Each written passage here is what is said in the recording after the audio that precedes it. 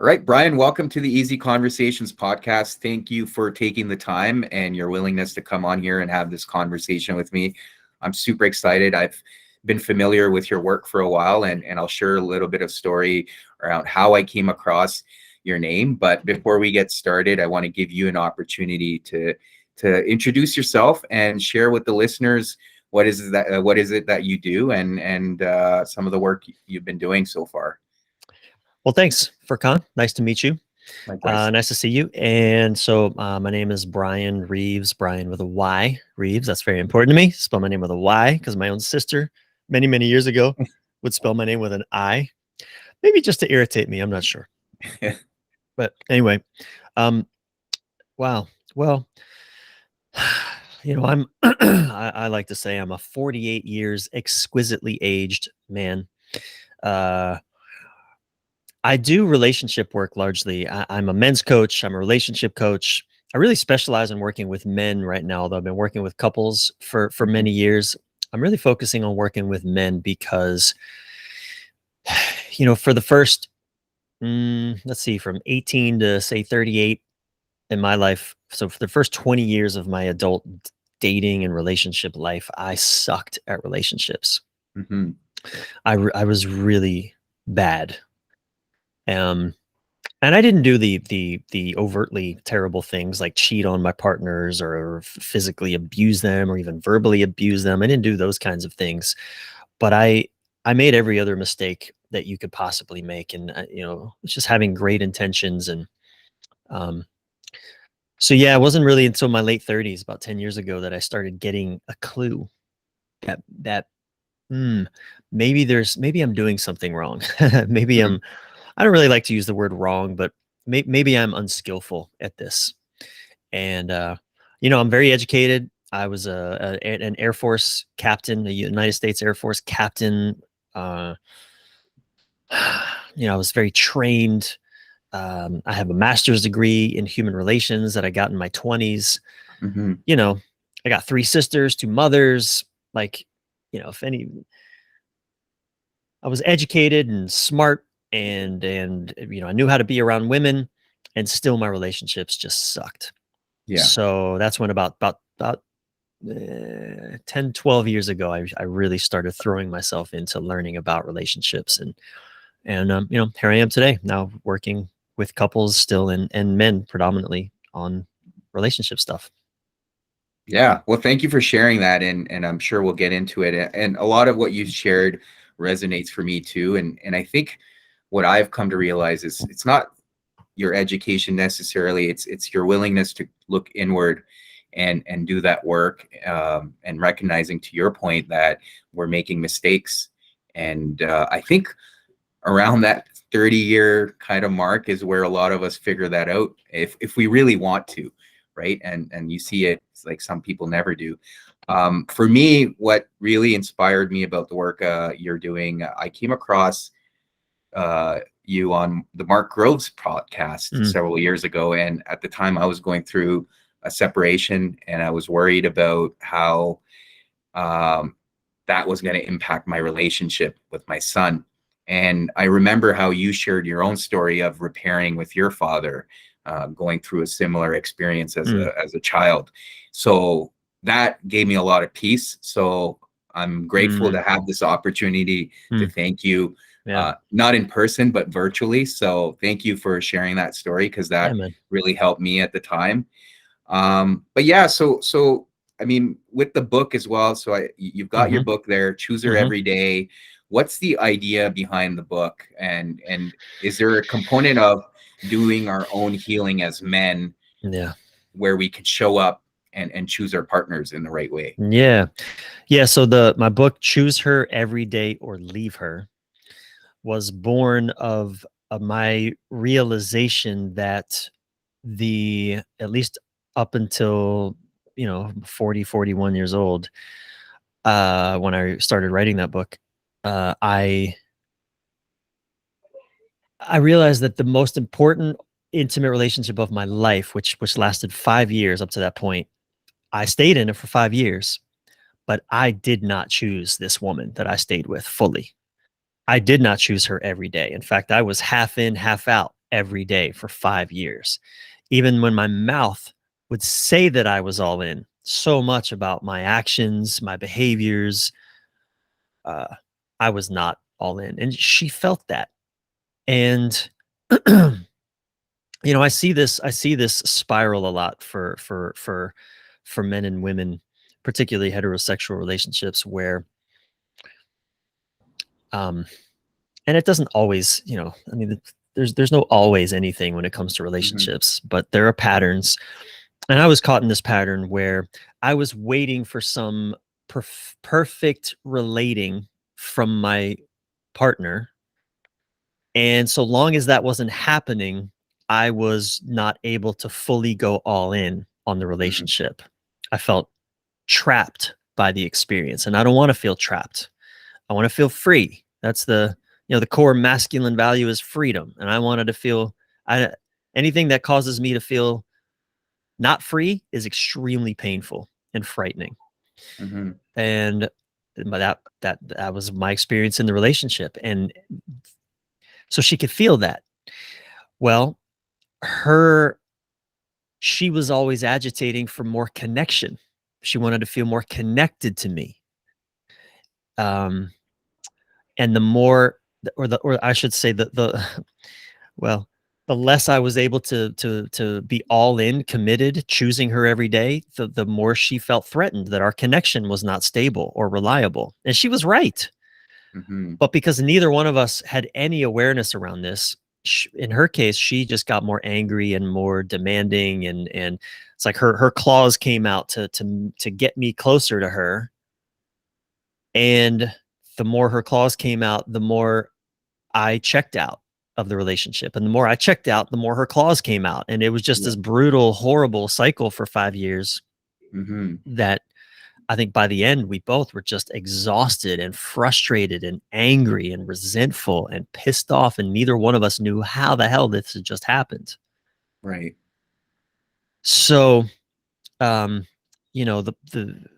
I'm married now. I'm 7 years with my wife, and I met her when I was 41. And I choose her every day or leave her. If are you in a relationship, Furkhan? Not right now. No, I'm doing my own healing and work right now. Okay. Yeah. So, when you're in relationship, I don't care how much work you've done. I did a lot of work as well when I was single before I met my wife. And I think that has great value, but nothing compares to actually being in relationship. There's a whole new level of work that happens when you're in relationship. And, I've always chosen strong-willed, independent women who, won't let me push them around for a second. Yeah. And, the practice of choosing her every day I think is a call. Since we're talking about, speaking to men in your question, I think that, this title, this practice is confronting to men, because relationship is an obligation of sorts. It is a bonding. It's a bondage. It is a,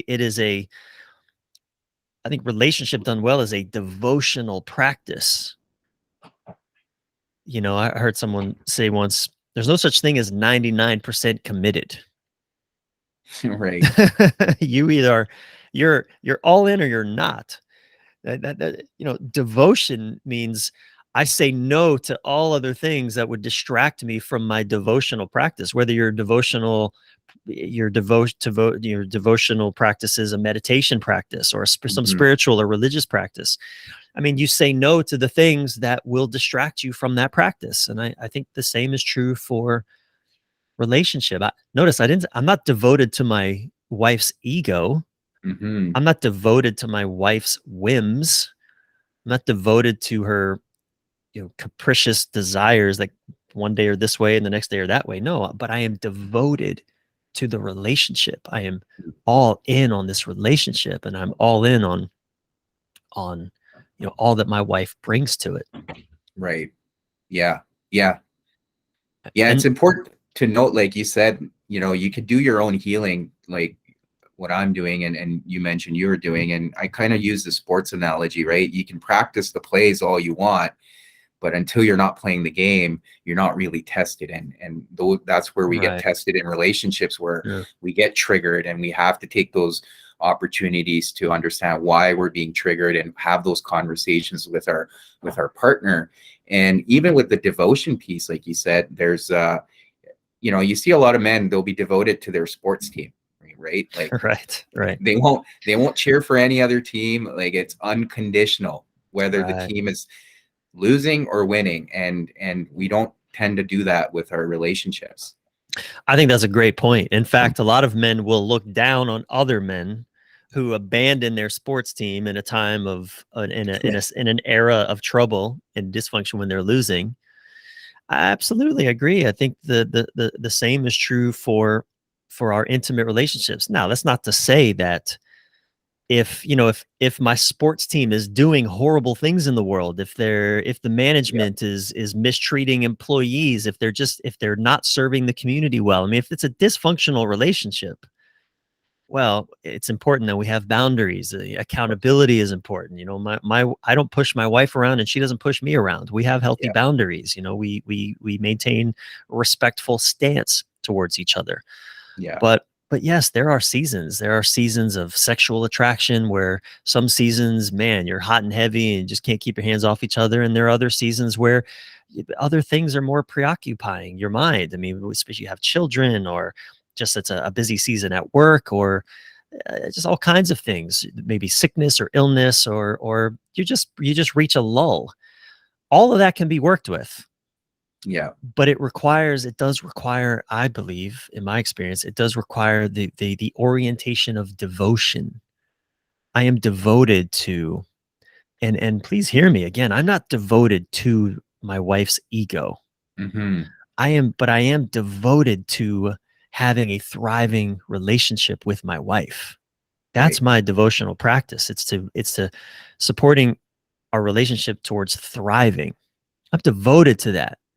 And sometimes that means, well, often it means, checking my own behavior, investigating my own agendas and where am I out of integrity. Sure, all those things. But it also means making sure that I have boundaries with her so that she's also not doing things that don't serve us or the right, relationship. It's a it's a mutual dance, or it's a ugly dance if it yeah, ain't mutual. right, right. And what does that look like for you guys in terms of like supporting each other's growth? Because quite often, you know, I see people, they'll make their independent growth or individual growth dependent on how their partner's showing up or what they're doing. How do you guys support each other in that space? And you know, what type of conversations do you have in that regard? Yeah, it's a great question. I It's a really great question because I hear from a lot of people, how do I get my partner to X, to whatever, to do something, to do this, to do that, to not do this? How do I get them to go to therapy? How do I get them to show up, whatever? And my response is you can't get them to do anything they don't want to do on some Right. level that they Yeah. are inspired or want to do. And if you could get them to do it, then it probably won't go well Right. because they won't respect themselves for doing it, and then you won't respect them either. It just won't go well. So my wife and I both practice relationship as invitation, not obligation. We Mm, don't. I'm not obligated to do certain things, and she's not obligated. But we live as an invitation to what we want to experience. So what I mean by that is, um, growth is a core value for both of us. right. I was in a relationship, that 5-year relationship, where my partner did not prioritize growth in the Mm, same way that I did. Now, I didn't understand this. I didn't have the language to talk about it, but that was a massive disconnect between us. My partner and I, we both value growth. So when So we support each other in all the ways that we're trying to grow. She does a lot of therapy. She's a therapist. Therapy is her path. I do some therapy, but not as much as she does, because it's not the path that has historically worked well for me. I do other things that support my growth, and she supports those other things, even though she wouldn't do them necessarily. She wouldn't, right? Now, when one of us is showing up in a way that is hurtful to the other, we give that feedback. The way that and it might just sound as simple as, the way that what you're going through, what you're doing right now, the way you're talking to me, or the way whatever's going on for you, I don't like it. It doesn't feel good. This isn't working for me. We need to figure something out, because this doesn't feel good. Notice I'm not saying you need to do something different. You need to do X, Y, Z. You need to fix this. You need Noah. This isn't working for me. I don't feel good. What you're doing isn't working for me. What you're doing is hurting me. Whatever. That's feedback. So we're giving feedback to each other always, constantly, not criticism. I define criticism as simply direction given that isn't being asked for. That's criticism. It's a nice way to think about it, because I think a lot of women in particular, men too, will say, well, I'm not critical, but I'm constantly giving advice. Yeah. Well, that's a form of criticism. It's a way of, again, giving direction that's not being asked for. I don't want direction that I'm not asking for. I think, and quite frankly, neither does my wife. Yeah. But feedback I need. I have to, if I'm doing something that is hurting her, or that is causing her to feel disconnected from me, she has to tell me. Because if she doesn't tell me, I don't even stand a chance of addressing it. But as she tells me now, well, we're dancing together. Okay, now I can explore for ways to address that, so that we come back into a good place with each other. Right. And it's so important that you mentioned that, the feedback, because you almost have to create that container to have those conversations. Because to your point, if you're giving that advice and it's not necessarily asked for from the other person, even though if we have good intentions and we mean well, it won't be received well, right? And the other person may just feel attacked. And it's so important to have that, to your point, dance, where you have that container where both people feel safe having those conversations. Yeah, definitely. And and even when I remember I was having a bad day once, and my wife came into my office, and I was just grumpy, and I don't know, things weren't going well that day, and she picked up my phone and said, call Tate. He's, my childhood best friend and my business partner. She's like, call him. Like, you need to, like, just connect with, connect with the man. My first reaction was, back the fuck off. Don't tell me what I'm supposed to do right now. Like, literally, back the fuck off was my first reaction. Now, she was absolutely right. Yeah. In sense of, that would have helped me. It would have served me well. But that doesn't, telling me what to do doesn't work for me in that way, unless I'm asking for it. Now I can't remember. I don't even remember how we got through that. I know we did. We were probably laughing about it within 5 minutes, but again, every couple has to find their way about how do you support each other in the ways that work for each other. Right. Other people might not have a problem with that. Another guy might be like, yeah, you're right. Okay, I'll call him and it'll be fine. But me, I don't like to be told what to do, unless I'm asking for direction. Yeah.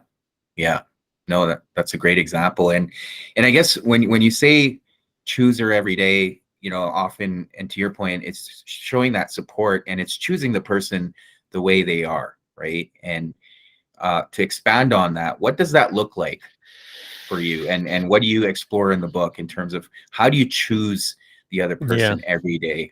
It's a great question. Well, there's a chapter in the book where I illuminate that it is a fallacy to think that I get to stay the same person I am today when I enter into a relationship. Like, there is this popular trope you need to accept the person you love for who they are. And I absolutely agree that that's actually true. And though we often use that as an excuse. So you need to accept me as I am. If I'm going to be in a relationship with you, you have to take me as I am. It's a bit of a paradox because yes, that's true. And if you expect that you're going to be the same ignorant fool who is good at being single, who's good at being by yourself, that 2, 3, 4, 7, 10 years into the relationship, you get to still be that person, you are in for a painful Right. disillusionment experience. Yeah. Relationship changes you. It's supposed to. And I think that's the beautiful thing about relationship when we're doing it consciously, intentionally, having the sometimes really difficult conversations we need to have. We are evolving and growing. Yeah. I wouldn't want my wife to stay her 30-year-old mentality for the rest of our lives together. That would just be weird. I want Yeah. her to be growing and evolving and having, deeper understandings about life and love and relationship and me and herself. Like, I want to be the beneficiary of that richness that she's exploring and discovering as her life goes on. And that's a beautiful gift. Right. And vice versa. She doesn't want me to be the same fool that she Right. met 7 years ago. Right. And every day I want to wake up and both look at this woman I'm waking up next to and say to myself, I am all in on this woman today. Mhm. And I want to know that she's looking at me and saying, I'm all in on this buffoon today.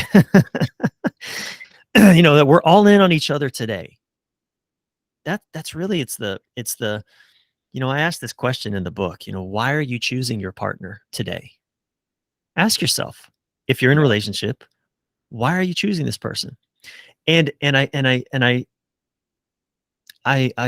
tell you, it's okay if you don't know why every day. So we all have bad days. Yeah. We all have days where I look at the person and go, God, this would be so much easier to just be alone. Or this is so hard. Do I have to do this today? And maybe we can take a day off here and there once in a while. I say that that's actually quite healthy to take some Yeah. days off from time to time.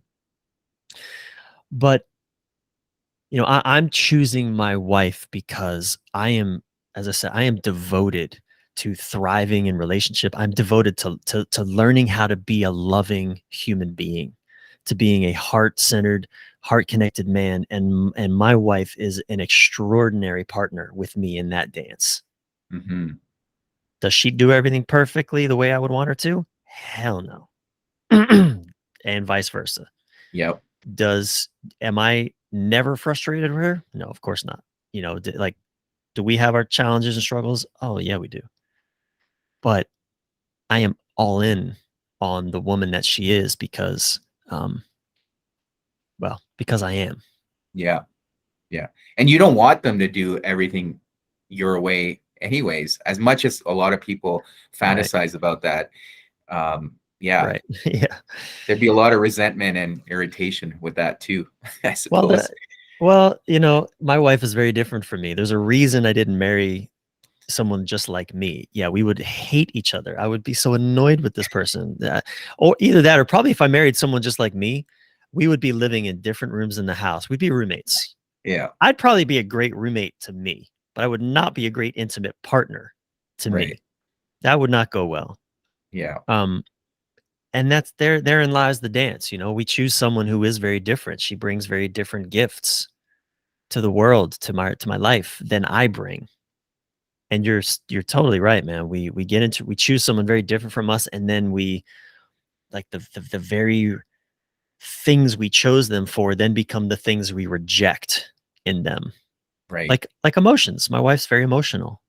Mhm. When I first met her, the minute I met her, I felt like someone had just pushed me into the deepest ocean. I could feel her oozing with sweetness and emotion and depth, and it was intoxicating. That's not me. I came through the military. I'm raised a boy in this culture, very athletic, into sports a lot. Like, I was my emotional body was severed a long Right. time ago. I've been doing the work of reconnecting that. Again, partly why I chose her. Mm-hmm. But okay, now I'm with this really emotional woman and I'm really disconnected from my emotions. Holy shit. So here she is coming with all her emotions, but I, if I, I'm rejecting my own emotions. How am I going to accept hers? Yeah. Again, it's part of the alchemy of relationship. It is alchemy. It's like take two common metals and create gold. Yeah. But it requires fire Absolutely. and time and knowledge and pressure. I mean, the alchemists they were onto something. I don't know if it was actual gold they were creating, but there's an alchemical process that we people, if we want to, again, maybe relationship isn't the only way, but certainly a one of the most powerful ways I think available to us. Right. Yeah. And how was that adjustment period for both of you, right? Because obviously her being emotional must have been a little bit different for her to come across someone like yourself, and vice versa. Like, how are you guys able to navigate that space? Because often, when one person's too emotional and the other person doesn't show the same emotions, it's like it can be exhausting. Oh, we failed. We broke up 4 months in. Both of us were like, "What the fuck is happening? I don't think we can do this." Mm-hmm. We hit a wall. We didn't really know what was happening. We did not have good coaching or therapeutic support at the time. We were working with someone who did not know how to Mm-hmm. hold what was happening for us. So we broke up. She broke up with me, actually. And in that breakup, though, something happened for me personally. Something I cracked, because Mm-hmm. here I was, this man who, so I'm 41. My blogs are literally being read by millions of people. Like, and these are blogs on relationships, mind you. Like, Mm-hmm. I'm being seen as a relationship expert all over the world. I'm coaching people, and this is 8 years ago. Yeah. I'm a world-renowned, relationship expert, and my girlfriend just broke up with me. You know, Talk about a moment, man. Yeah. I mean, that was like, wow. And I remember the day she broke up with me, because I was speaking at a conference in a big conference hall. And if you've been to like convention centers, they're Yeah. cavernous, they're massive, they're cavernous. The ceilings Yeah. are high. It's like, big giant rooms. And what's crazy, Furkhan, is that the night before I had a dream that she was going to break up with me. Now, I had no indication this was coming, but I had a dream she was going to break up with me. And that afternoon, I was in another city, and she called me at the end of the day, at the end of this conference, and I'm in the convention hall, and people are filtering out. It's kind of empty. And the moment I heard her voice, I knew she's breaking up with me.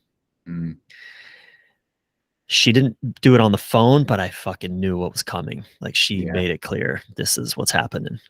And I remember sitting in the hallway, sitting in that giant convention center. My life, everything in my life was succeeding in the ways I dreamed of for so long. And yet love it's like my heart just walked out the door. Mm-hmm. And I sat there feeling the vast meaninglessness of everything that I had created and was experiencing. The admiration from people around the world, the blogs succeeding, making money as a coach, like all of these things that were succeed. None of it meant anything. Mm-hmm. Now, I've never been suicidal, so I don't really know that experience fully, but it felt as if I was walking around in the mindset within which men commit suicide. Yeah. Because what's the point of any of this? Mm-hmm. That cracked me open. That cracked something in me. We were apart for 3 weeks. And something happened to me in that time that it's like it cracked another layer around of armor that had been around my heart, Yeah. that I had to hurt so I had to be gutted, such that we got back together because we had occasion, some serendipitous event happened, and we had occasion to have a conversation 3 weeks after we had separated, where she felt me so cracked open, so in my heart, so in my feelings, you could say. Hmm. And she heard again the language of devotion. I remember telling her, like, I wasn't begging her to come back. Yeah. I passed that stage. I did beg her at one point. I was angry, like, what are you doing? Why are you doing this? But I remember I was past that. I was surrendered. I was like, okay, this is happening. But I was so cracked open. I was just like, all I ever wanted to do was figure out how to love you, to learn how to love you. Mm-hmm. Nothing, none of this other stuff ever mattered. And it still doesn't matter. And that's all I ever wanted. And like, she heard me speaking from that devotional Yeah. place of surrender. And she tells me to this day that was the first time she actually fell in love with me, was Wow. after we had broken up and in that conversation. So, it was not easy. It Mm. was, and by the way, it's not like all of a sudden, rainbows came out and everything was great Yeah. Yeah. from Yeah. there Yeah. on, man. We still had another year and a half, 2 years of, oh my God, why is this so hard? What is happening? Why are we facing this? What is it?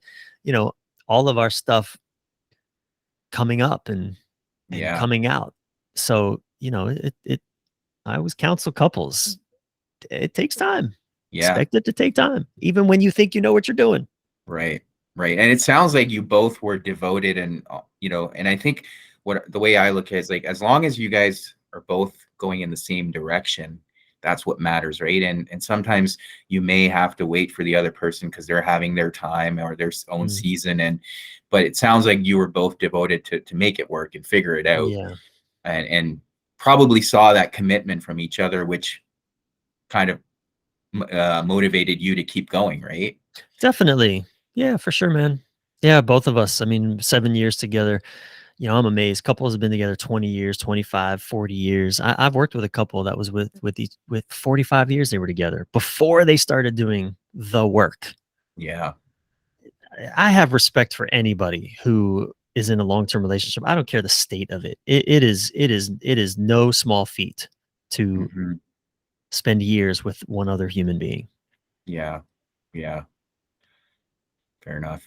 And then I guess shifting over a little bit, you mentioned, eh, with anyone, throughout time, hopefully the other person and yourself are both evolving and growing. Now, I guess, as you say in your book, or leave her. So if Yeah. there's an Mm, aspect of, because mm. often we do evolve and we go in different directions, or we grow in different directions. Is that kind of what you're getting at? If you can't choose that person every day based on how they're growing and evolving, then there's no point in Yeah. sticking around, right? I know that sounds a bit dark, but is that the idea there? Well,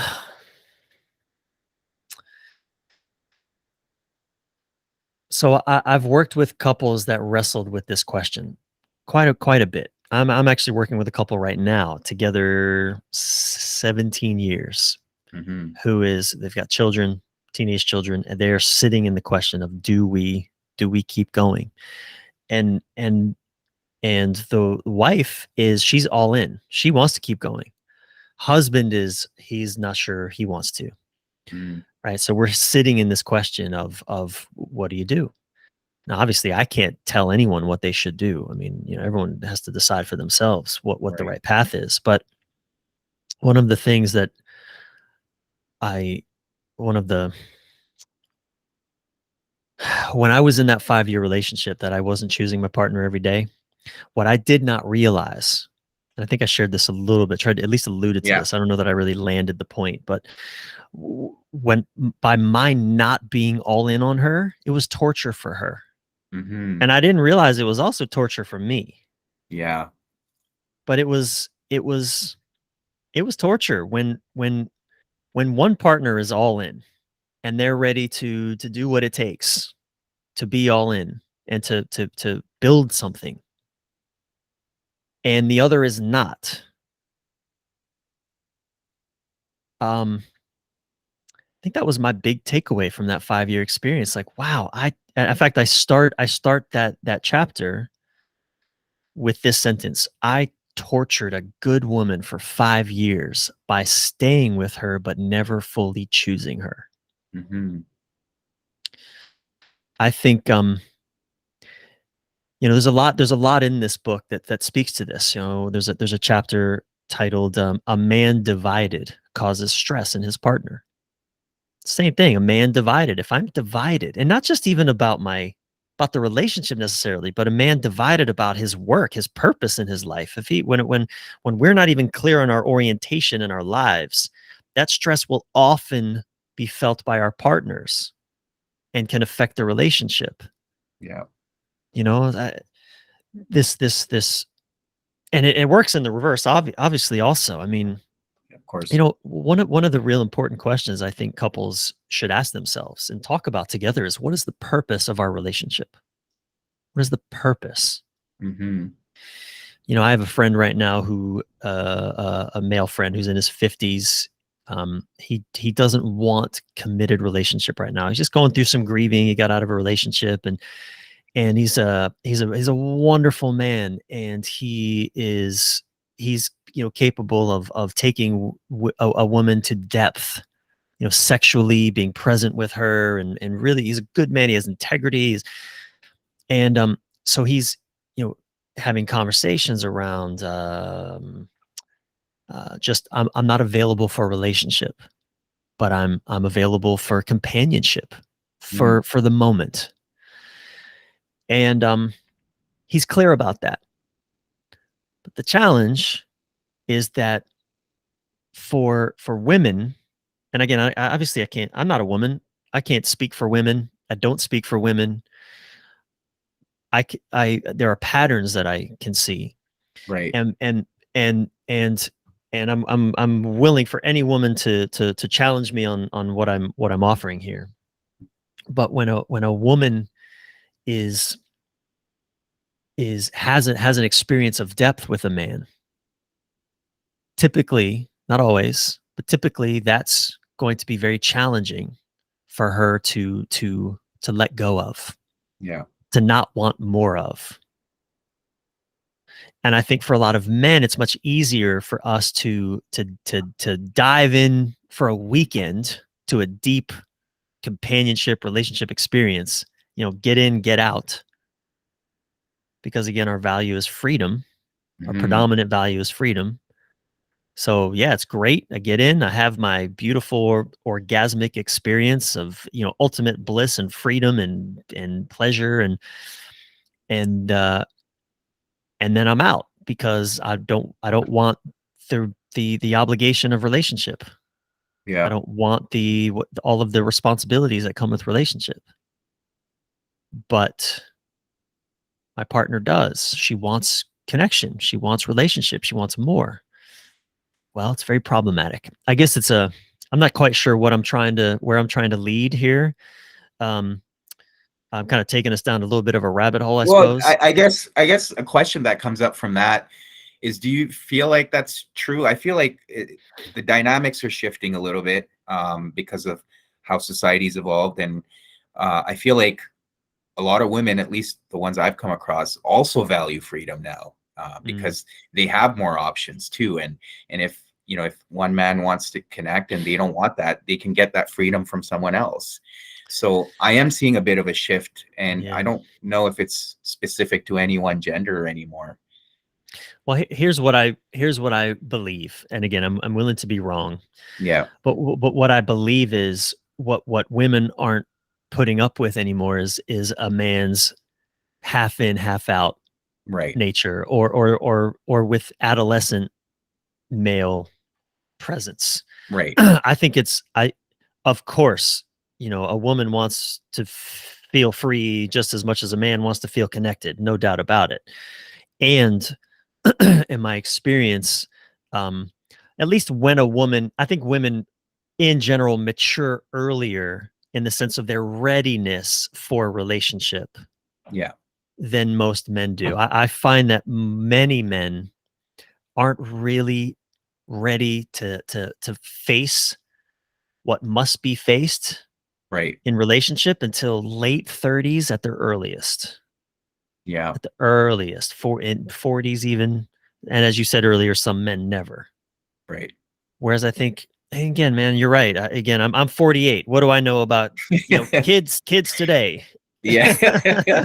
Yeah, it's a different world, but Yeah. I guess the question around leaving the other person, like, because I think you have to be honest, right? If you come to a point where perhaps, maybe if you started a relationship 5 years ago and now you're at a different point and you both want different things, some people get attached to the idea of, well, we spent all this time together, we have to Mm, make it work. And the way I envision it is, if you're not really headed in the same direction, like if you want to grow and your values have changed over time, because we do change, it's having those conversations. And again, it's very difficult to yeah. have, Yeah. because especially if you've put in that much commitment and time and have Yeah. all these memories that you share together, it's hard. But I think you need to have those conversations, right? Because Yeah. if you can't choose that person every day, to your point, what are you doing? Yeah. Well, I agree. I think it's really healthy for people to check in with even their long-term partners every year, Yeah. if not more, every year have a conversation about, okay, what do we want to create this year? What's our vision for this year? What's our purpose for this next chapter of our life together? I Mhm. think I think it's beautiful to have those conversations, and essential, and regularly, not just when you get engaged. And I think that's what a lot of people do. They're just winging it. I call it the wing it method of relationship. We're just winging it, just doing, oh, okay, well, step one is we date. Step two is we have sex. Step three is you meet my parents. Step four is eventually we get engaged. Then we get, like, they're just checking off the boxes, Yeah. not having the real conversations about, like, why are we doing this? What is the purpose of our union, of our companionship? And I think a lot of couples really struggle because they are deeply at odds with Mhm. why they're even doing this. Yeah. Yeah. I actually heard on a podcast, I can't remember who it was, but they said them and their partner ask each other every year, are we going to do this for another year? Mm.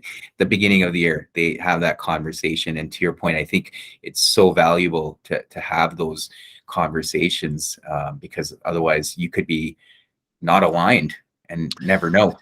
Yeah, and look, and that I think that's a great question to ask. That wouldn't work for my wife and I. I don't think my wife wants to have a conversation about whether I'm going to choose her again this year.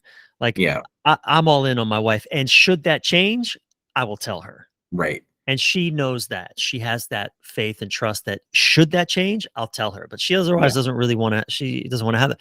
Now, we have other conversations. We have, well, we don't when we're mindful about it, we have weekly meetings where we get to bring up the Yeah. stuff that's going on. We get to acknowledge each other. There are ongoing practices that we have that are in service of our daily connection, that are in service of us staying on the same page. Um, when couples don't have these kinds of conversations for many months, or in most cases years, they get so far apart from each other. They're that trying to close that gap becomes, and often the gap gets closed because something catastrophic happens. An Mhm. affair, maybe a sickness, um, a death in the family. Mhm. Something catastrophic happens such that now they have to reckon, or the kids leave. They become empty Yeah. nesters. I see that happen as well, Yeah. and they have to, now they're just looking at each other, sort of like, well, what the fuck are we doing? Mhm. And if you've been having these conversations for a long time, well, you know what you're doing. you're Right. having you're having conscious relationship, and as things shift and adjust, you dance with that. Yeah. And I think that's I didn't know that that's what I was aspiring to. And I think on some level, this may be naive as well. I don't know if this is true, but I want to believe that on some level, everybody's aspiring to that kind of relationship. That may not be true. Maybe many people are not. They don't. They just, again, I don't know. I shouldn't make assumptions about that. That's my naivety and my belief in humanity. Well, if you want a healthy relationship, then that's what you're aspiring for, right? Otherwise, yeah. Otherwise, you're What are you? aspiring for a myth. Yeah, You're aspiring to live a fantasy that doesn't exist in reality. yeah, Yeah, yeah, that's a yeah, better way of saying it. yeah. Well, Bryan, I want to be mindful of time. Just as we come to an end here, anything else you want to share with the listeners that we probably didn't cover and you think is equally important to bring up? Yeah. I think if we're talking about relationship, I'm always reminding people, be gentle with yourself. I've never met anyone that goes into a relationship thinking, I can't wait to fuck up this person's life. you know uh, I believe the vast majority of us have good intentions. We just don't have the skills. Right. And there are no, I love what Esther Perel said something about relationship experts that I really appreciated. She said, there are no such thing as relationship experts. Mm-hmm. There are only people who've spent a lot of time thinking about relationships. And obviously I fall into that category. I've spent a lot of time thinking about it, practicing it, but obviously I don't have everything figured out. My wife and I were together 7 years, and we're still learning each other's operating systems. We're still making mistakes here and there and stumbling our way to thriving. So I just encourage people to be gentle on yourself and on your partner. Mm-hmm. you know um the number one thing that I think my wife and I are always uh, attempting to reassure each other is that I'm on your side. Yeah. I'm not your enemy. And if there was like one thing that somebody took away from this figure out how to be reassuring to whoever you're with that you are on their side first and foremost. Find out Right. how to create that safety, because when you're connected, when you can learn how to create that connection consistently, man, you can get through anything together. Yeah. You can get through painful mistakes and mishaps and this and that. But if you don't know how to do that, then the tiniest little thing is going to fuck you up. Mm-hmm. And it's going Yeah. to throw Yeah. you for a loop. Yeah. you know And to your point, it's believing it when your partner's trying to reassure you, right? And not resisting it. well, there are skillful ways to do that reassurance, and then there are unskillful ways to be reassuring, right? Right. So, and I think it's just but that's beautiful, because that means we can learn skills. Mm-hmm. And Absolutely. and that's and if there are any men listening, I'd love to tell them about my Elevate Your Relationship program, which I created for men to learn these skills. Yeah. Because I think there's a lot of work out there for women, and there's a lot of work, couples oriented work. But I think for men doing relationship work with other men, that's like almost unheard of. Right. And Right. so, if any man is interested in that, or just, you can find me on my website, bryanreeves.com, Bryan with a Y, Yeah. Reeves.com, and ask me about that. Well, that's great. I was going to ask you, what are other ways, I guess, other than your website, other ways people can find you and get a hold of you? Yeah. Thank you for that. I know I jumped the gun a little bit there. No, no, it's all good. Yeah, I'm on Instagram. I'm on Facebook, TikTok. God forbid I ever wound up there, but there I am. Bryan Reeves. You can find me, Bryan with a Y, Reeves. And my website is one stop shopping for all those things. And my book, Choose Her Every Day or Leave Her, is on Amazon, and probably internationally wherever you get books online. That the audiobook is coming out very soon, which I'm really excited about. And but if this conversation has intrigued any listeners, men especially, I was such a well-intentioned idiot of a man. Mm-hmm. Just because I was ignorant. I was just ignorant. I just didn't know. I didn't know what I didn't know. And man, I wish somebody would have taught me. What I had to learn in my late 30s and 40s, I wish someone would have taught me in my 20s. Yeah. But I know some men, Furkhan, you said some men don't learn this ever in their lives. Mm-hmm. I mean, I've got men in some of my men's work now. They're in their 60s and just beginning to learn this stuff. But you know what? And they'll always say this: I really wish I would have learned this a long time ago, but thank God I'm learning it now. Yeah. So, you know, just find me, reach out to me. I would love to help you get where you want to go. Awesome. Yeah. Yeah. And it's never too late, right? It's never too late. It So is never too late until we're dead. That is too late when we're dead. That's the only time it's kind of too late. But right. then we don't care because we're Right. fine. We're Yeah. dead. We don't give a shit.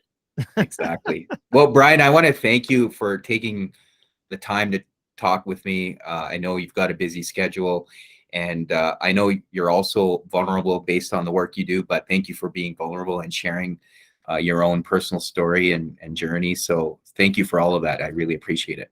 I appreciate the invite, Furkhan. Thanks for having this conversation with me, man. I appreciate it. Well done. Thanks.